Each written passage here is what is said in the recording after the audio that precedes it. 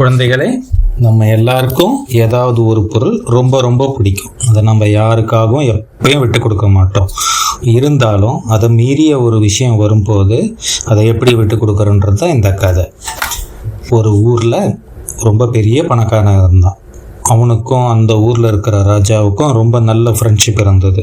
அந்த ராஜா எப்பயாவது ஓய்வாக இருக்கும்போது இந்த பணக்காரனோட வீட்டுக்கு வருவான், அவங்க கூட பேசிக்கிட்டு இருப்பான். இந்த பணக்காரனுக்கு ஒரு பழக்கம் இருந்தது. அது என்னன்னா, ரொம்ப ரொம்ப அழகான அரிய வகை ஓவியங்களையும் சிற்பங்களையும் இவன் வாங்கி வந்து அவனோட அரண்மனையில் வச்சுருப்பான்.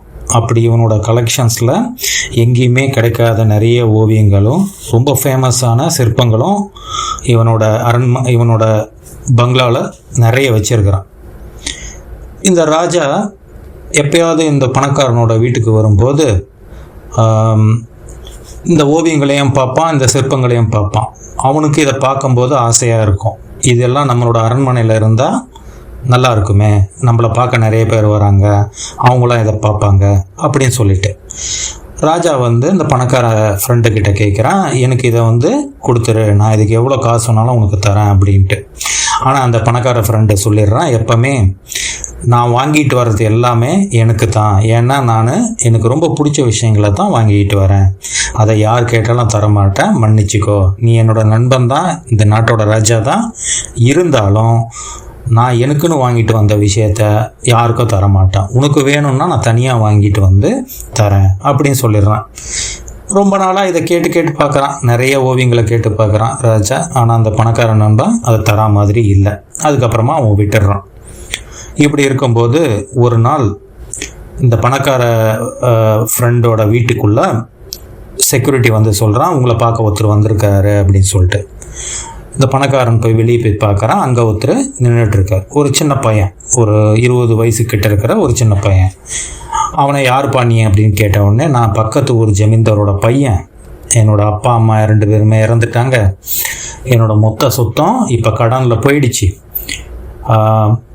என்னால் என்னோட லைஃப்பை இப்போ நடத்த முடியல, சரிப்பா அதுக்கு நான் என்ன பண்ணணும் அப்படின்னு கேட்குறான்.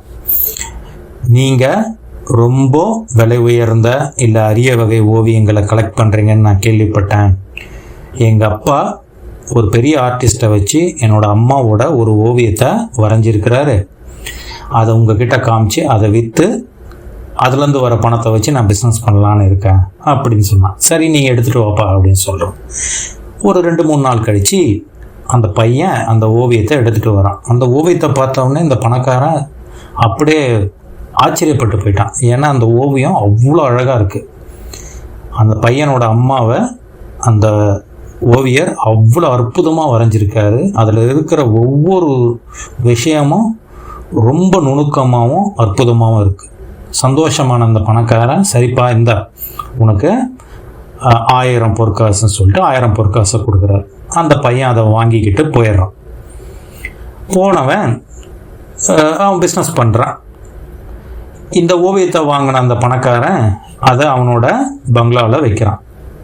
அந்த வார கடைசியில் ராஜா அந்த பணக்காரனை பார்க்கறதுக்காக வராரு. ஏதோ பேசிக்கிட்டு இருக்காரு. அப்போ அவரோட கண்ணில் இந்த ஓவியம் பட்டுடுது.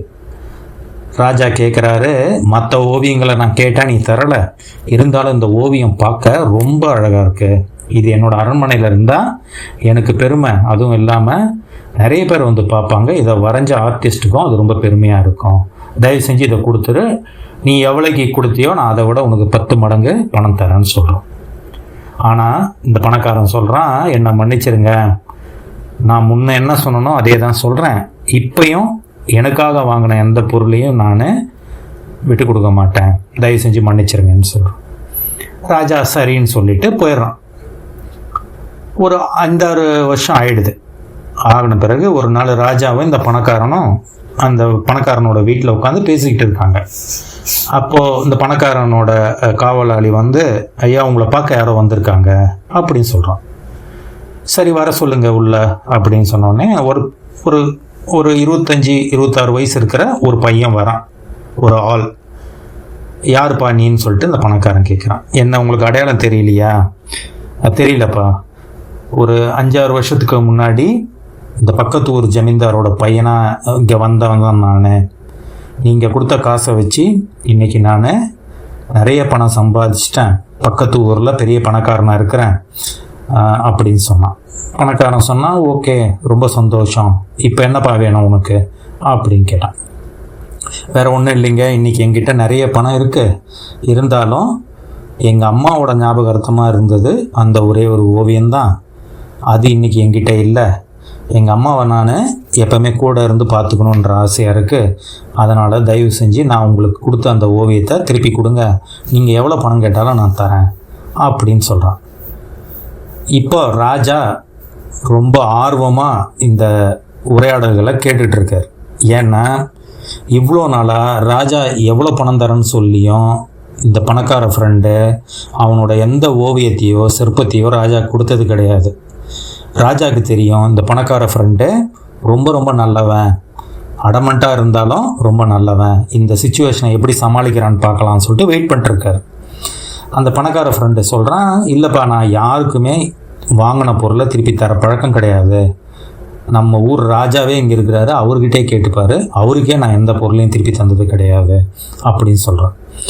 ஆனாலும் அந்த வந்திருந்த பையன், நீங்கள் தயவு செஞ்சு நான் சொல்கிறத கேட்கணும், ஏன்னா என்னோடய அம்மாவோட ஞாபகார்த்தமாக இருக்கிறது இது ஒன்று தான், இந்த ஓவியம் மட்டும் என் கூடவே இருந்தால் எங்கள் அம்மா என் கூட இருக்கிற மாதிரி ஒரு ஃபீல் எனக்கு இருக்கும் அப்படின்னு சொல்கிறான்.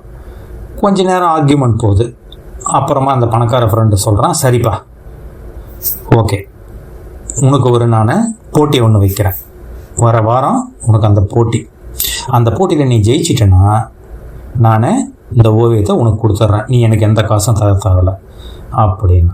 சரி என்ன போட்டி அப்படின்னா, இந்த பணக்காரன் சொன்னால், நான் நல்லா ஓவியம் வரைவேன், நீ உங்கள் அம்மாவோட ஓவியத்தை கொடுத்துட்டு போன இல்லையா, அதே மாதிரியே ஒரு ஓவியத்தை நான் வரைஞ்சி வைக்கிறேன், நீ அன்னைக்கு வரும்போது இந்த 2 ஓவியத்தையும் பக்கத்தில் வைப்பேன், உன்னோட ஒரிஜினல் ஓவியமும் நான் வரைஞ்ச ஓவியமும் பக்கத்தில் வைப்பேன், உன்னால் உங்கள் அம்மாவோட ஒரிஜினல் ஓவியத்தை கண்டுபிடிக்க முடிஞ்சால் நீ அதை எடுத்துகிட்டு போகலாம், அப்படி கண்டுபிடிக்க முடியலன்னா அந்த ஓவியம் எங்கூட தான் இருக்கும், இதுக்கு ஒத்துக்கிறியா அப்படின்னா. அந்த பையன் ஒத்துக்கிட்டான், எனக்கு வேறு வழி இல்லைங்க நான் ஒத்துக்கிறேன் அப்படின்னு சொல்லிட்டான். சரி நீ ஒரு வாரம் கழித்து என்னை வந்து பாரு அப்படின்னு. அவன் போயிட்டான். ராஜா எழுந்தார். நீ அந்த போட்டி நடத்தும் போது கண்டிப்பாக எங்கிட்ட சொல்லணும், நானும் இங்கே இருப்பேன் அப்படின்னு சொன்னார் ராஜா. சரிங்க ராஜா, அடுத்த வாரம் ஞாயிற்றுக்கிழமை நீங்கள் வாங்க அப்படின்ட்டு. அடுத்த வாரம் ஞாயிற்றுக்கிழமை வந்தது. ராஜாவும் வந்தார், அந்த பையனும் வந்தான். இந்த பணக்காரர் முதல்ல எல்லாரையும் உட்கார வச்சு சாப்பாடெலாம் கொடுத்துட்டு, வாங்க போட்டி நடத்துகிற இடத்துக்கு போவோம்னு சொல்லிட்டு அங்கே இருந்த ஒரு பிரம்மாண்டமான ஹாலுக்கு கூட்டு போனார். அங்கே 2 ஓவியம் இருந்துச்சு, அச்சு அசல் ஒரே மாதிரி இருந்துச்சு. ராஜாக்கே ஆச்சரியம், இதில் எது ஒரிஜினல் ஓவியம் எது டூப்ளிகேட்னு அவரால் கண்டுபிடிக்க முடியல. ரொம்ப நேரம் ட்ரை பண்ணுறாரு, அவரால் உண்மையான ஓவியம் எது, இந்த பணக்காரன் வரைஞ்ச ஓவியம் எதுன்னே கண்டுபிடிக்க முடியல. அவர் அமைதியாக இருந்துட்டார். அதே நேரம் அந்த பையன் ரொம்ப நேரம் உத்து பார்த்துட்டு அந்த பணக்காரனை பார்த்து, ஐயா இதுதான் எங்கள் அம்மாவோட உண்மையான ஓவியம் அப்படின்னு சொன்னான். உடனே அந்த பணக்காரன், சபாஷ் நீ நல்லபடியாக கண்டுபிடிச்சிட்ட, இந்த உன்னோட அம்மாவோட ஓவியத்தை நீ எடுத்துகிட்டு போகலான்னு சொல்லிட்டு கொடுத்துட்டான். இப்போது ராஜாவுக்கு ஒரே குழப்பம், நம்மளாலே கண்டுபிடிக்க முடியல, இந்த பையன் எப்படி கண்டுபிடிச்சான் அப்படின்னு சொல்லிட்டு அந்த பையனை கூப்பிட்டார். எப்படிப்பா நீ கண்டுபிடிச்ச அப்படின்னு சொல்லிட்டு. அந்த பையன் சொன்னால், உண்மையிலேங்க என்னால் இதை கண்டே பிடிக்க முடியல, ரொம்ப நேரம் நானும் எது உண்மையான ஓவியன்றதுல கண்டுபிடிக்கிறதுல திணறி போயிட்டான், இருந்தாலும் எங்கள் அம்மாவோட கம்மல் வந்து நான் கொடுத்த ஓவியத்தில் 2 பக்க கம்மலுமே ரூபி கல் தான் இருக்கும். ஆனால் இந்த ஓவியர் வரைஞ்ச ஓவியத்தில், இந்த பணக்காரர் வரைஞ்ச ஓவியத்தில் ஒரு பக்க கம்மலில் ரூபியும் மரகதமும் மாறி மாறி இருக்குது. இவ்வளோ நுணுக்கமாக ஓவியம் வரைஞ்ச அந்த பணக்காரர் ஏன் அந்த தப்பை பண்ணாருன்னு மட்டும் எனக்கு புரியலையே. ஒருவேளை அது தப்போ இல்லை தெரிஞ்சோ பண்ணாரோ, ஆனால் மிக அற்புதமாக வரைஞ்சிருந்தார். இந்த சின்ன தப்பை மட்டும் பண்ணாமல் இருந்தாருன்னா என்னால் எங்கள் அம்மாவோட ஓவியத்தையே கண்டுபிடிக்க முடியாது அப்படின்னு சொல்லிட்டு அவன் போயிட்டான். அப்போ ராஜா அந்த பணக்கார ஃப்ரெண்டுக்கிட்ட வந்தார். நீ ரொம்ப நல்லவன்னு எனக்கு தெரியும்,